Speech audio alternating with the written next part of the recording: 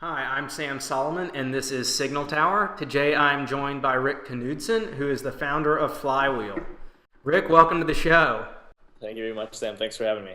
Really appreciate it. Yeah, absolutely. So, let's get started and tell us a little bit about who you are. That's a good question. Um, yeah, so I'm a co-founder of a company called Flywheel, and I'll talk a little about that. But my background is always been rooted in design and technology. And before Flywheel, I was designing websites for small businesses all over the world actually, and had clients. For the most part, I was building them on WordPress. And I'm sure that most people listening to this probably know what WordPress is, so I won't get into that whole spiel. But it allowed me as a designer to build very dynamic, technical websites, even though I'm not overly technical myself. And at the end of the day, I could hand the website off. My client could, manage their content, even though most of them never did. But at least it was the idea that they could, right? Right. But at the end of the day, I had to put these, kind of these websites that I built on very technical hosting platforms, and I was expected to manage the security, the speed, the stability of these servers, and my clients relied on me to do that. And what's funny is, I looked at, WordPress allowed me as a designer to build these technical things, but why hasn't hosting changed? So Flywheel kind of came out of that idea, and Flywheel was founded a year ago. Flywheel is a premium WordPress hosting company. We sell to creative agencies. So basically, our idea is to abstract all the complexities of hosting away, especially in today's world. There's no need for a designer to have to worry about making sure a site is fast or secure. We can kind of handle that for them, especially if they're building all their sites on WordPress. It's so Right. standardized that we can kind of handle all the details for them. So now with my two partners, I'm kind of trying to build the company Flywheel. So. Perfect. Perfect. Well, so I guess before you got to Flywheel, you worked on a few products. More specifically, what was your path like? Yeah, good question. So out of high school, I made a very conscious decision to follow the education route down the technology side. I was interested in technology. I was a designer, self-taught, I guess you could call it back then. I don't know. I was designing websites or whatever for gaming. Like I don't even know what I was doing, but I liked web design, and I went to study computer science. So I went to school at the University of Nebraska in Omaha, where we're located at, and studied computer science. But during that time, I kind of realized that I probably should have studied design. That was where my real passion was. But it gave me a unique perspective on application design, user experience design, kind of human-computer interaction kind of stuff. And I would say in the university, I was probably the only one, especially in computer science at the time in my class, 4 years I was there, that actually had a passion for design. So we'd build these projects, in class, and people kind of leaned on me to make sure it looked good and worked well on the front end. But it was also cool because I also got my first experience in entrepreneurship was in college at this kind of student-run startup. We were actually, which is, and now I look back and I'm like, man, we thought we were that good. We were building a competitor to Excel, actually, this kind of visual. Like Microsoft Excel? Oh yeah. It was like a data visualization, like financial planning kind of thing. It was really cool, actually. We were building it in Flash back then, which was Which something. isn't supported by anything anymore. Not anymore. Yeah, absolutely not. But it was cool. So it was my first experience in entrepreneurship. I was kind of running the UI, the experience of the application, and it kind of sparked my passion for that. And out of college, I got my first job at a startup here in Omaha. And as an entrepreneur, you kind of learn quickly that you make a really horrible employee because you're always thinking about what you want to build and not what you're supposed to do during the day. So quickly out of college, I quit that job and I started freelancing, building these websites for clients. And I'd say that 99% of them are on WordPress. So, and that kind of brings us to where we are today. And like I said, we've been on Flywheel ever since about a year now. So. Yeah, I guess that's a pretty good segue. So, with hosting specifically, so you guys, are a hosting company. You've worked with WordPress. Were you trying to itch your own scratch, solve your own problem? Where did the concept for Flywheel come from? Yeah, so actually, like I said, I was building websites for my clients on WordPress, and actually I was building a website with one of my partners at the time. And we were setting it up on an architecture, and it kind of sparked that I realized again that WordPress has allowed designers to build these websites. 10 years ago, 15 years ago, hosting companies built tools and sold to developers because that's the only people that could build websites. Right. But the power of WordPress and other content management systems allow these designers to build these powerful websites. So the idea came out of like, why do I have to manage this when it seems like something that a service can do for me? So I convinced the first partner. I have two partners. The guy I was working with on the project at the time. That we should build this kind of WordPress specific hosting company and build it for designers and basically solve my own problem. Like I'm sick of managing these hosting environments. And at that time I convinced him. He was fully on board. And my other partner actually was the original founder of the company that I worked for out of college. He recently had left that company and he was kind of out consulting and doing his own thing. So I pitched it to him and kind of got the band back together in a way and kind of worked out. So yeah, we basically Flywheel is, I joke that, sometimes you see these startups talk about how they build their products for themselves, and Flywheel is a really good example of one that is truly built to solve our own problem. And if I was still freelancing today, I'd be using Flywheel as my only hosting company. So. All right. So one of the things that I find interesting about Flywheel is your branding. And earlier this month you wrote a post about building a brand that humanizes hosting. Sure. Can you explain, like, I guess what does that mean? Great, yeah. So before we even knew what the product was going to do with Flywheel, we had an idea of what the problem we wanted to solve, but actually what the product was actually going to do, we didn't really know, but we knew exactly what we wanted kind of the brand to do. We were going to sell hosting to creatives, which is kind of a unique idea anyway, and that you're selling a very technical thing to a very creative crowd that the current model in marketing and hosting is not going to resonate with designers. Hosting is traditionally sold with server racks and very very low level kind of high level concepts of technology and these acronyms that designers don't even understand. So our idea behind Flywheel, at least the brand, was to humanize hosting. How do we focus on the creative people using the software and instead of the technology behind it?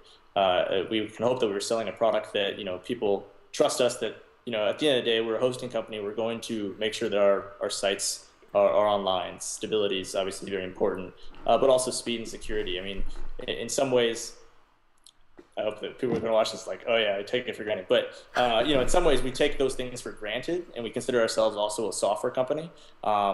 So if we're going to sell to these creative companies, we're going to do things that will be considered, humanizing hosting. So like I said, focusing on the people, and not even the people that are just using our software, but even the people behind the company. So you'll see in our branding, we do things like, videos. I want people to know that the people behind Flywheel are just, people just like them, that they can, call and talk to. Most hosting companies don't even list a phone number on their website, and they're amazed by the fact that they can call and just talk to someone. So doing videos that introduce people to the creative team behind Flywheel is really exciting for us as well, and allowing our customers to get to know us. Example of things that we do is we look at things that kind of just don't scale, right? How do you touch customers in a way that hopefully 5 years from now is impossible to do? But so for example, we launched our beta version of Flywheel in it was probably March of this year, and we built handmade beta invites for a lot of our customers. So we had people signing up for Flywheel to try it for 6 months prior to that. So we handmade these kind of beta care packages where we're hand stamped with kind of a scout book, which designers love, their little sketchbooks. So you put that in kind of a package and a handwritten note inviting them to try Flywheel for the first time. So you can imagine when someone signs up for a hosting company's beta, right, and they get this package that asks them personally to try it. Yeah, so that's kind of what we want to do. We want the human touch, the kind of making everything about the people behind the company and also the people using the software, as opposed to the technology that's running it. So that's kind of our branding efforts. How would you describe your relationship with your customers? Yeah, that's a good question. I mean, we're a very support-driven organization, so support kind of, yeah, in my opinion, our product could be amazing, and if support sucks, we don't exist. And in a lot of ways, we live and die by how good our support is. So with that said, we focus pretty heavily on the customer relationship. I mean, as a managed WordPress host, people kind of come to you with very specific needs a lot of times. Things like, this WordPress plugin isn't running well on, insert hosting company name here. Can you help me move it to Flywheel and get this figured out? Or, even if they're on Flywheel, they might have an issue where, the performance isn't quite where they want it to be. How do you fix that for me? And as a managed host, we're expected to figure that out. And it's part of, our value proposition is that, we're WordPress experts. We've been there. We've built these websites ourselves. Like I said, we'd use the hosting company ourselves if we weren't trying to run the thing, right? Right. So what happens is, we focus pretty heavily on support. We actually get to know a lot of our customers by name. And what's interesting about our relationship with customers as well is that, as a kind of a sales channel, we look at selling to the creative agencies, the people that actually make the decisions for their clients. A lot of hosting companies sell to the end users. Right. They're selling to, my mom trying to put up a family website or whatever it is. I don't know what she'd build. If she built a website, I would be amazed. But as an example. But we sell to the creative agencies that end up having, 10, 15 clients throughout the year. So what happens is we're able to know our actual customers by name because we don't have 100,000. Instead, we have 10,000. Right. We happen to have 100,000 sites, but we have 10,000 customers as an example. So it's kind of a cool thing where we end up working with design agencies and have this really close kind of relationship where they often ask us questions and advice on, what email system should they use or what framework should they use for this project. It's kind of a cool thing. So. And how did you get in touch with these agencies? Like, what were the first conversations with these customers like? How did how do you I guess where did you find them? What was that like? Challenging. So any entrepreneur knows that, like, finding your first customer is like the hardest and most rewarding thing ever. And before we even wrote wrote a line of code on Flywheel, we probably went and talked to probably 20 design agencies in and around Omaha. And because I've been involved in the design community, a lot of them were friends of mine that ran agencies or just freelancers, whatever it would be. But a lot of them were complete strangers. I just cold emailed people and asked them if I could just sit down and take 20 minutes of their time and bring them a 6-pack of beer or whatever it is, and convince them to listen and answer some questions about what they like in hosting, what they hate about the hosting companies they use right now, what they would love to see as far as their workflow would be concerned. And it kind of snowballed from there. So at that point, we ended up launching a website and asking people to sign up to try a beta to see if anyone cared. And lucky for us, it got shared quite a few times. We landed on some, I would say, the stroke of luck. I mean, I think every startup kind of has that first thing where we're like, all right, this is good. This is kind of a lucky kind of break for us. Right. But we landed on a lot of design galleries.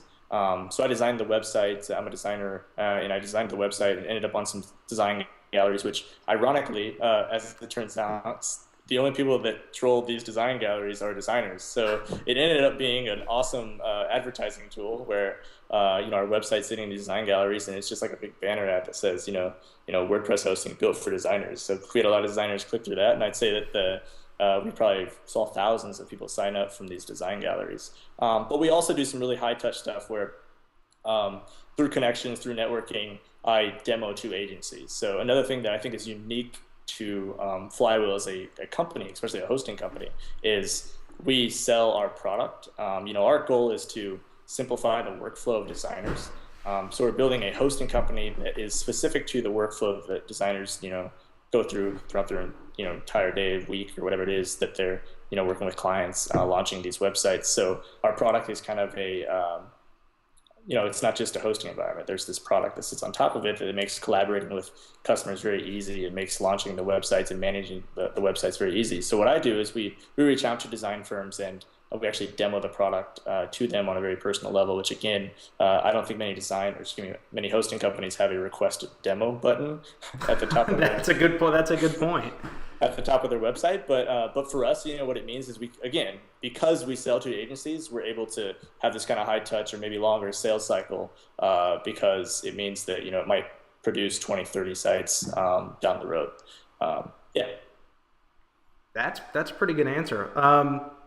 So is it you giving these demos, or your co-founders, or I mean, I know as a startup you're probably wearing a million different hats, but Yeah, unfortunately, it's way too many things to do, not enough time. But yeah, the demos. I mean, yeah, for the most part, it's me and one of my partners. That I guess you call him our CEO, and yeah, it's just kind of us. And as far as other things going on throughout the day, I'd say that like you said, everyone's wearing different hats. We all do support, so it's something that we truly believe in. I mean, as a company, I think that any support-driven company organization needs to allow their entire team to do support.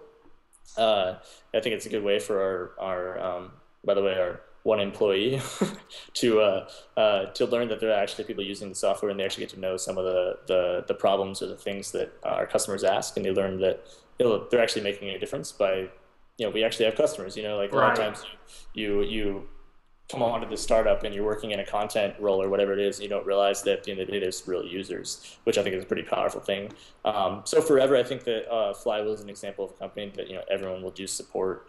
Everyone's going to wear a lot of hats and work in different roles, but one thing is true, that everyone will continue to do support in some way, just as a at least get them involved in the team right away in a lot of ways. So Very cool. Very cool. Um, what do you think the most difficult challenge you're facing is? oh man, how candid do I be? That's a good question. Um, it's I think the biggest challenge that Flywheel has right now is knowing what we want to do and having a really good idea of where and how to get there. But not having the bandwidth to do a lot of things we want to do. So I wouldn't say that we're underfunded. I'm not sure if that's the case, but some might argue that that's the case. But in a lot of ways, it's like, as an entrepreneur and a founder of a company, you kind of have this roadmap, this idea of how to get to X, whatever it is. Maybe it's revenue, maybe it's users, whatever it is that is pie in the sky. And I think that my partners and I, we have a very good idea of how we believe we can get there. It's just not being able to do everything we want to do, and trying to kind of speed up the process of scaling the company. Right. And I think that's the biggest challenge for us is being patient, I guess, in a lot of ways. That like, it's just give it some time, but at the same time, it's as any high growth kind of scalable company, your goal is to get there tomorrow instead of 3 years from now, and reach as many people as you can. And I think that's our biggest challenge, is just kind of like, tapping the brakes and focusing on what's important right now, and not looking too far down the road to where we really want to be. So. If one of the things that I see is, one of the things that's great about your brand is it is like, people are purchasing from you guys. They're purchasing from people. They're not, as you said, purchasing like a black box in some warehouse somewhere. But so, how do you scale and keep that same type of personality? That's a really good question as well. It's funny. I had a similar question asked in another interview that I jokingly said, I want to be. A lot of companies like try to act bigger than they are, right? Like Right. they're like, oh yeah, they might have like fake personas on email signatures, whatever it is, and I think that Flywheel is kind of on the other side where, man, I would love to be, have 100 employees and people call us and they think there's like 3 people. Like That would be a great trick. like that, like it's almost like there's like, a support team that's just huge, but they call and they always talk to Rick. Like it's like this very personal thing. But the reality is it can't be that way forever, and there's no way to truly hit the scale that we want to without losing maybe some of the personal touches. But what I will say is I think the brand will always be about the people that are using the software, and also the people in the company. I mean, I think there's probably some good examples out there of companies that do a good job with kind of including their culture in the brand of what they do. Right. And I think that Flywheel has the opportunity to do that. I mean, even if we have 20, 30 employees, I think that all of them can be involved in some of the marketing efforts as far as the videos are concerned. And like I said, I think that another good example of how we can continue to have this really personal feel is the fact that everyone does support in a way that they aren't they aren't going to just get the standard first line of defense goes to this guy and it's like an automated email. Right. What I really would love to see is there's everybody's touching customers at all times, be it Twitter or whatever the case is, our ticketing system, and allowing our customers to know that they're working again with real people. I think that another example is you will always have a phone number, right? Like I want people to be able to call. If that means that we can't, be, I mean, 100,000 customers right now for Flywheel would be impossible at that time. Like Yeah. maybe with some of our margins aren't as high as we'd love them to be because we have a phone number, right? So these are things that I look at Flywheel as. I mean, someone described it to me on the phone, a customer of ours. I love working with this boutique hosting company. Is how they described it, and I was like, well, that's really interesting. I actually don't mind that Boutique moniker. hosting. Yeah, which is kind of fascinating. And I'd love to be a boutique hosting company hosting 100,000 sites, and I think that I think it's possible with the right branding efforts and staying focused on kind of what we believe in now, continue to do that for 5 years from now. I want to talk more about branding, but you mentioned that it may be trying to figure out how to get to your goals. Like the one of the challenges trying to figure out how do you get there. Can you give us some examples of those goals that you're thinking about? Where do you see yourself in 5 years? Where do you see Flywheel in 5 years? Man, that's tough questions, man. I like it. Yeah, some of them are very numbers-driven goals, right? So, how do we? And by the way, none of these numbers are real, but like as an example, if it was like, how do we hit 100,000 users? I think that we have an idea of how to hit that number, and for us, the challenge is how do we do it with the bandwidth, the number of employees, the money in the bank, whatever it is. How do we do it with the constraints that we have? And if you're looking for specifics on kind of what some of our goals are, I mean, we're looking at, to be very candid about it, I mean, we're looking at how do we hit a certain, monthly revenue rate? Like how do we get to that, again, pie in the sky that kind of validates a lot of what we're trying to accomplish, and it allows us to get to the next level. Users are another thing. I mean, there's some features that, we know can push the needle forward in a lot of ways that are on the back burner because, by the way, we're a hosting company and, support is number one. So, Right. So at the end of the day, I wake up and I answer support before I design anything as far as the software is concerned. So I think that not only is it, those numbers that you're looking for, be it revenue rates or user count, but for us, there's things like just launching a major feature that all of our customers are asking for. But again, we have to pump the brakes and say, we can't do that quite yet because, by the way, we got to figure out how to make sure that our architecture is even more stable, or how do we answer these 30 tickets in the queue right now. So I think a lot of it is again just balancing the bandwidth we have, so that we continue to support our customers at the level that we do, but still push the needle forward with the bandwidth we have. So, you guys have some, I would say, some pretty unique features. One of the things that really caught my eye was, that you guys will migrate the WordPress site for your customers. I'm trying to think of some of the other stuff. You guys make it easy to basically transfer payment for hosting from like the design agency to the customer, which I think is pretty interesting. I'm curious if you can tell us what some of those kind of ideas on the back burner are, if you can share Sure. any of those. Yeah, absolutely. Yeah. So examples on some of the features that we currently have in Flywheel and what makes us a unique hosting company. Probably should have spoke on this when I talked about what Flywheel was, but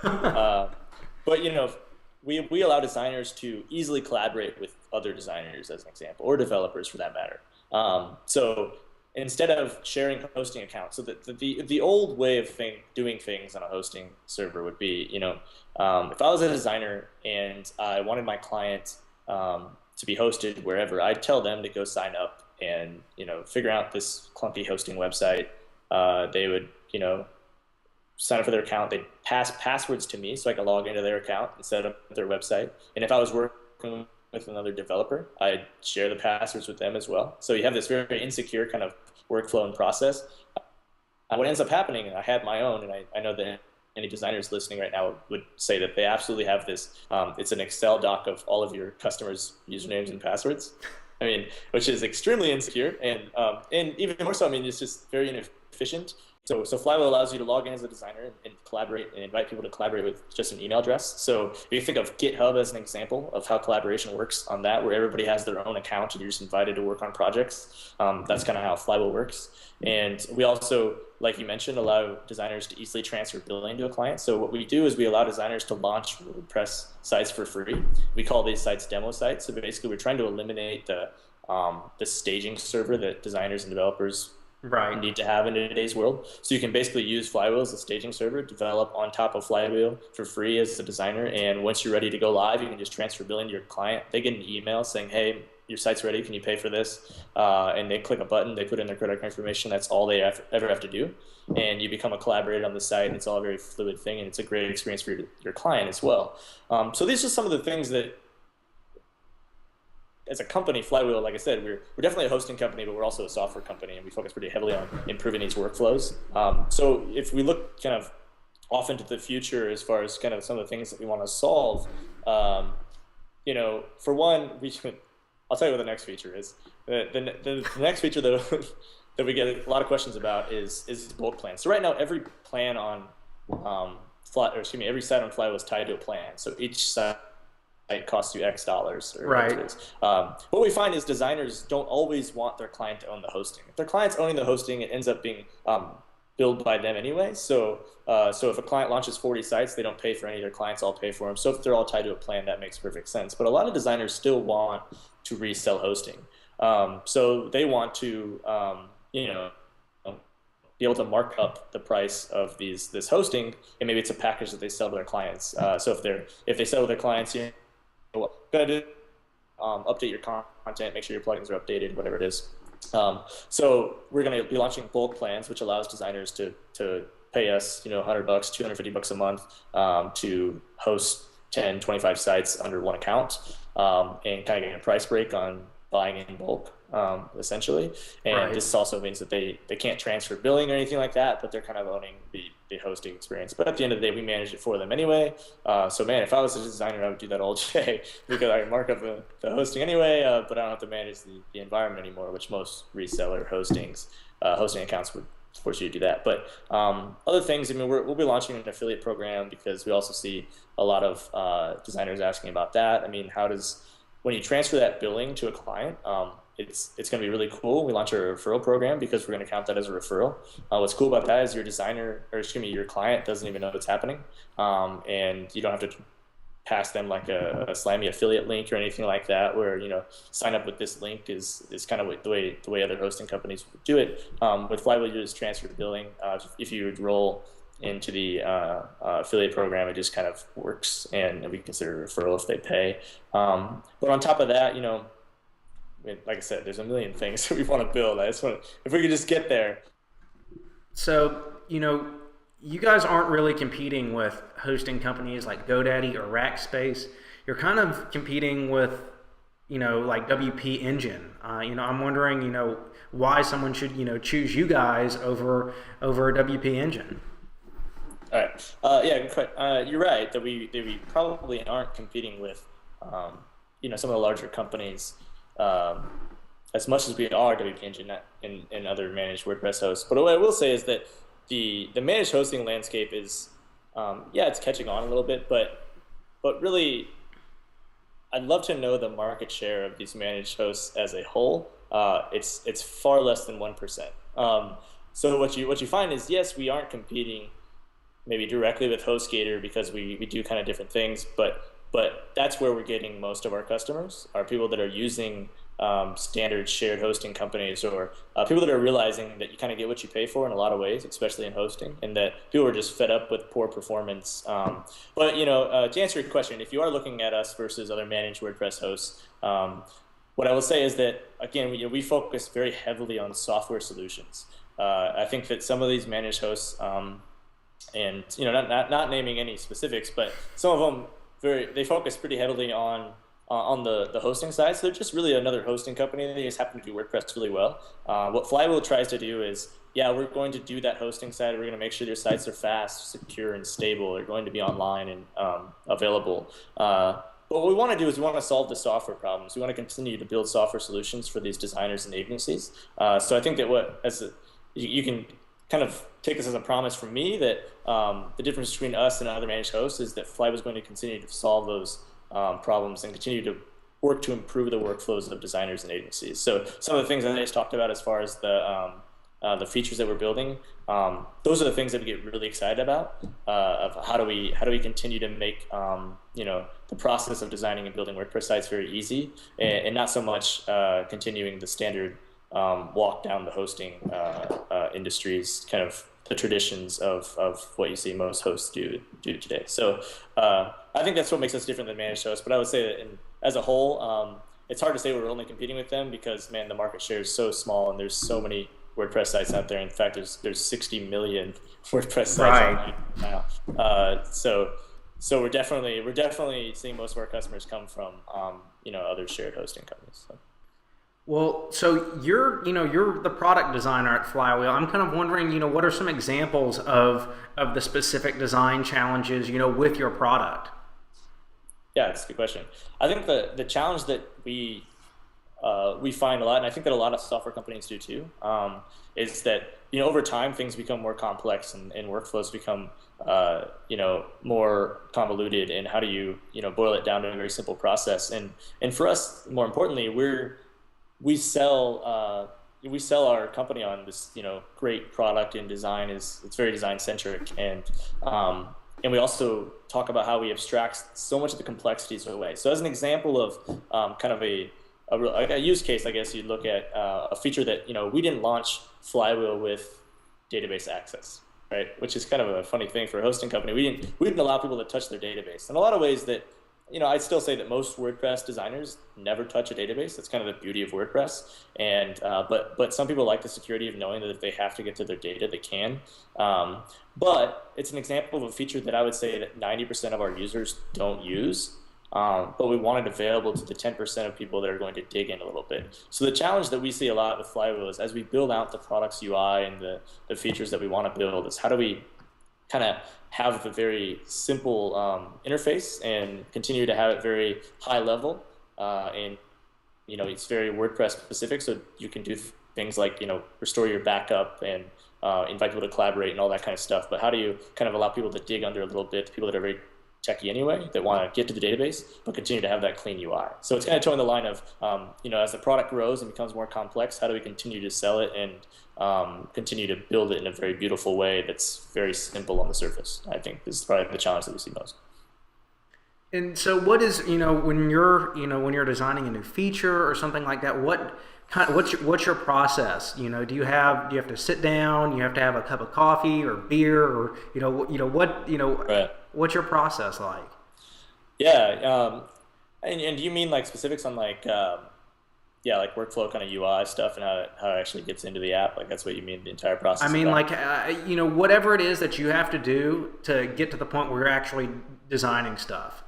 Okay, yeah. I think that our process at Flywheel I'm lucky to have two founders, both technical guys, computer science guys, that also believe very strongly in design. So what's cool about that is Flywheel is very design centric. I mean, we start on a whiteboard doing workflow diagrams and working on the user experience and how's this workflow actually going to work in the app and what's it going to feel like. So I think that our process at Flywheel, as far as features are concerned, is we sit down, we figure out the UX of it, kind of just the overall workflow diagram, and then I'm kind of the only UI designer at Flywheel. So at that point, I kind of sit down and it goes pretty quickly from wireframes into Photoshop. And I also do a lot of the front end development. So our process is very, kind of collaborative in a way that I do a lot of development, and the development on the back end side is very like I said, collaborative, and it's not just kind of like throwing it over the fence, right? Where I Right. have a design and send it to the developer. I work pretty closely with him to make sure that the experience is,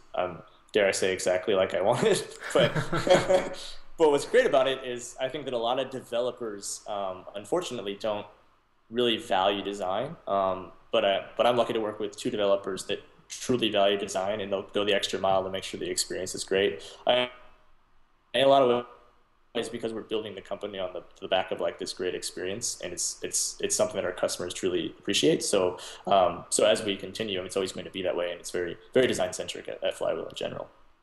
Does customer feedback affect the design decisions that you make? And if so, how, what type of things do you hear them say? How does it affect the design of of your product? That's a good question as well.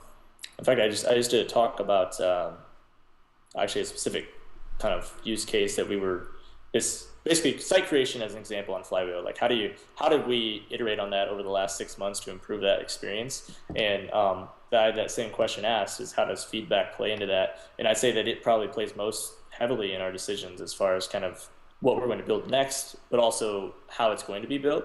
And it's not like we're asking people for feedback. I mean, what we see is we spot trends and kind of support tickets, and they may not be asking the same question, but they're asking a question that implies that they have this problem, whatever this problem is. Right. So I think that customer feedback kind of drives everything that we do. I think that the reason that we're going to build bulk plans next is because it's the #1 requested feature. I mean, it's that simple. It also will drive the needle forward in a lot of ways for us and some other ways. But first and foremost, it's about kind of solving the problems for our customers. And if that's kind of the next thing that they want, then we're going to do it. Now, what I will say is we don't. It's not that simple, and that like I'm not going to build, and we're not going to build everything that our customers want, because if we did that, we would not have a focus on kind of the type of company we want to build. Right. And some of our customers don't, we as any hosting company, you see some turnover, and I think some of our turnover is because that people get on Flywheel and they want more control, and and that's not our value proposition. We're not going to build a hosting architecture where you can get in and like hack on Linux. Like I'm not, it's never going to happen. So what I think that you find is that customer feedback drives things for us, and it always will, but it won't force us down the road of something that we didn't intend to build, I guess is how I'm trying to describe it. So if a customer wants something that is not in line with the type of company and why we built Flywheel in the first place, it won't be put into the app because people are asking for it. If that makes sense, I guess. I'm okay with seeing those customers use something like HostGator or another hosting company if that's what they'd rather use, and they're not interested in the managed piece. Then have them influence kind of our real value propositions. So When a customer leaves, how do you respond to that? I just frown. No, it's it's No, but like, what do you say to them? Is there an email? Do you try and get feedback when a customer leaves? What happens? okay. Good question. We're getting better at that. So as an entrepreneur, obviously you're gonna have customers leave for a number of reasons, and you want to capitalize on those moments. And I think that it's another example of the things that Flywheel that we kind of think we know the right answer is how to capitalize on those moments. And up until actually today, so like today we released our first version of like how do we collect data when someone cancels a subscription. And so what we do at Flywheel, in the past we get a report that says this person canceled yesterday or whatever it is, and I email them personally, and I think I will continue to do that and ask them for feedback as to what we can do better, or why they're canceling. And make sure that they know that like by the way, no hard feelings. I just really want to get better. Like I really want to know, if this happens again a year from now, I want to be able to solve the problem for you if it's something that we can do. But to automate that as you scale, obviously I can't email everyone, and hopefully it never becomes that big of a problem. It's a good problem to have. Yeah, right. But you got to be able to collect the data pretty, you know, at scale as well. So we launched today. Actually, when someone cancels, there's a page that asks them like, why did you cancel? Is it one of these 5 things? If it's not, then can you please share feedback with us on what we could do to be better? So our goal is, we don't, I just want to learn. Like I just want to know what caused them to leave, and if it's something that fits in our wheelhouse, can we solve that issue and cut down on the turnover at all? So yeah, it's just capitalizing on those moments and not looking at them as an entirely negative thing, I guess. So, reaching out to people. The reason I actually found you was because you followed me on Twitter. Right. And then I went and saw what Flywheel was, and I was like, this looks pretty cool. I need to get in touch with this guy. Awesome. Why did you follow me on Twitter? It's a good question. So, I have not been a very big user of social media in the past. And what I find is you launch a company like Flywheel, and you want to reach out to designers and creatives and people that actually just fit in the realm of people that would care about Flywheel. And I started personally using Twitter way more, and I actually started building it into kind of our marketing efforts as well. So like when you sign up for Flywheel, we kind of ask you personally to tweet, and what you find is people do it. Like I don't know if I would, but there's people out there that actually care strongly enough about a product they're signing up for that they'll just share it with the world. So what I do personally is I just, like I said, I get on Twitter and I find people that are following things that I follow, that I'm interested in, and in a lot of ways I'm just trying to make connections like this, and that's a very personal thing. But Flywheel as a whole, we do the same thing as a company on Twitter, and we look at Twitter as a channel to connect with these. The community on Twitter, especially in the design world, is extremely kind of interconnected, and it's amazing to me to watch kind of our customers tweet at someone who I had spoke to 6 months ago about possibly trying Flywheel. And what's great about that is, I reached out to them on Twitter originally, and I, maybe demoed to them, and they never converted into a customer, right? They just kind of fell off the wagon somewhere along the way. And then we have a customer that tweets at them. And by the way, they have a connection now of you that they didn't before. And now they have a second person saying, hey, try Flywheel. And they already know what Flywheel is because I've reached out to them.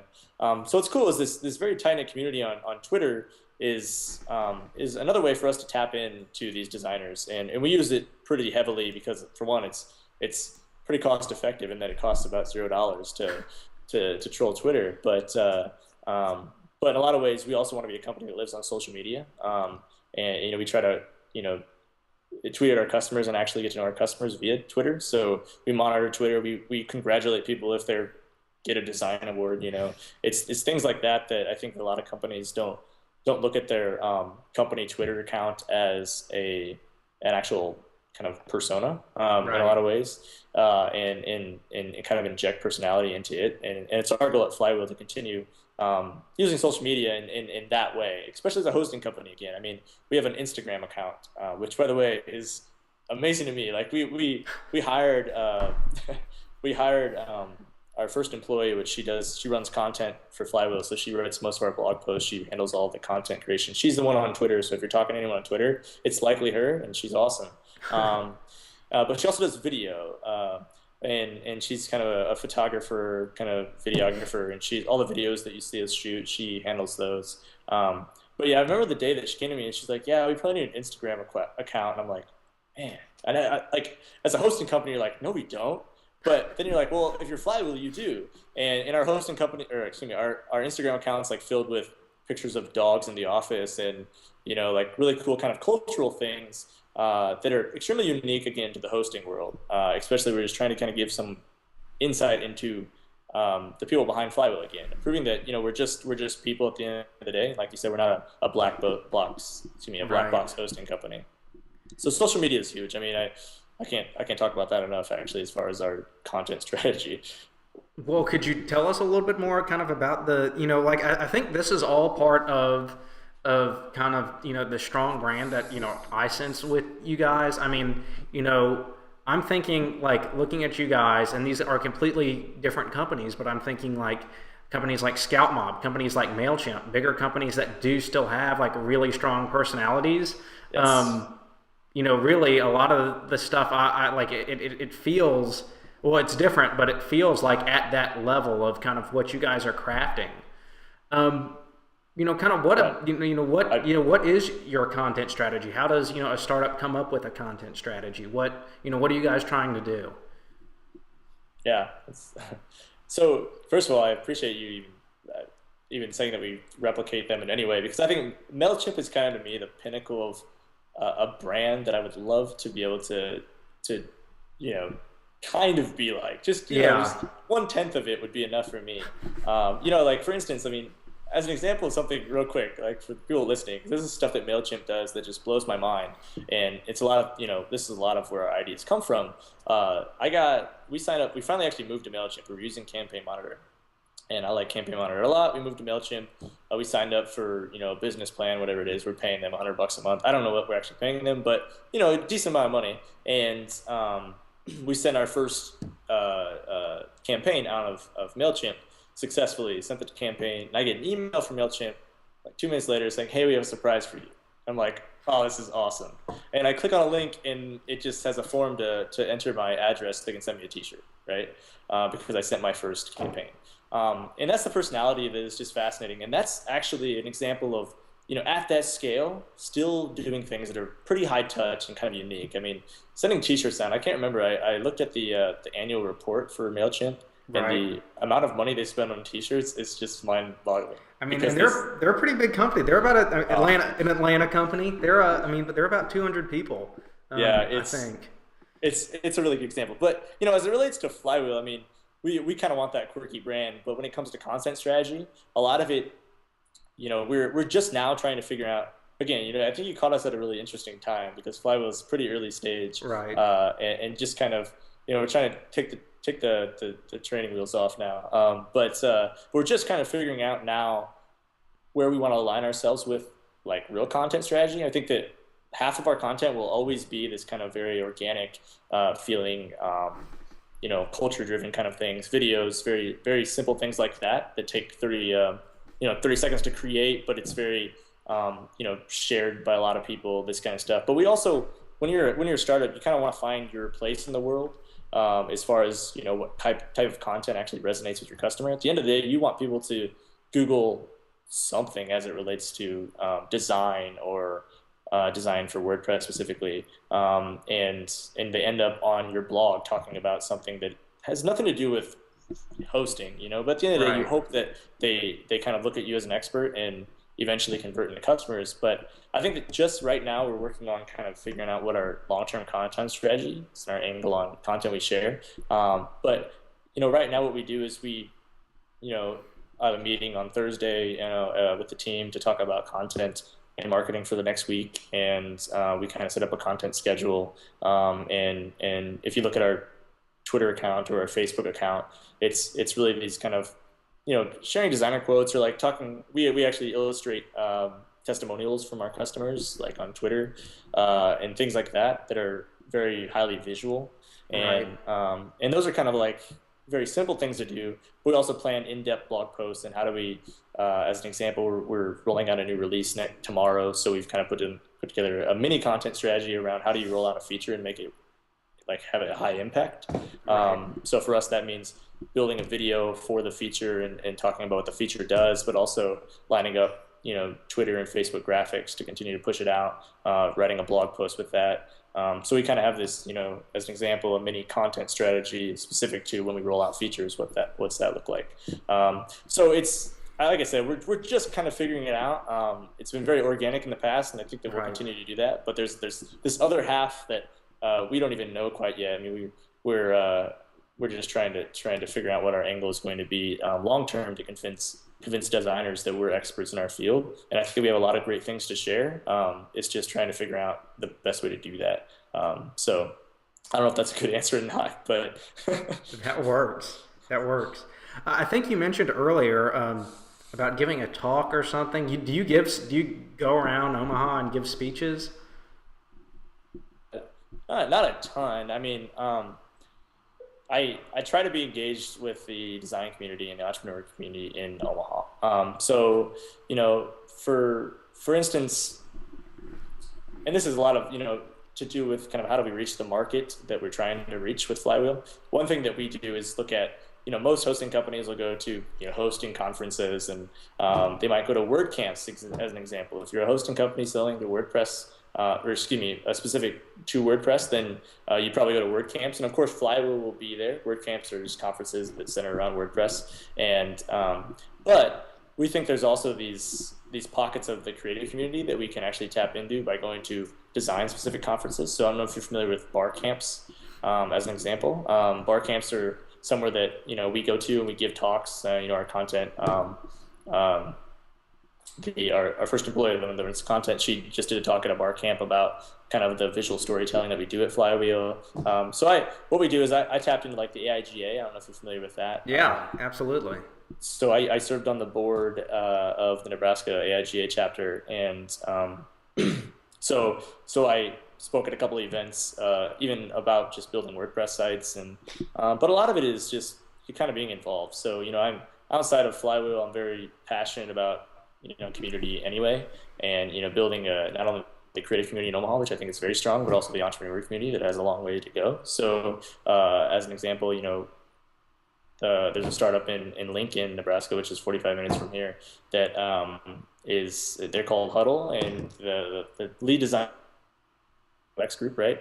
And it's kind of I'd say the first design specific group that talks less about the creative side, more about user experience and building application design. So I just spoke kind of a case study on Flywheel's UX process last week. So I try to be involved, but at the end of the day, it's really just trying to be a part of the entrepreneur community because I'm extremely passionate about my city, Omaha, Nebraska, and where we can go as a community as it relates to entrepreneurship. That's great. That's great. Well, I've got a bunch of other questions I'd like to ask you, but I think we're pretty close to pushing an hour here. Yeah, no problem. I guess, what advice would you give young entrepreneurs out there? What would you say to them? Gosh.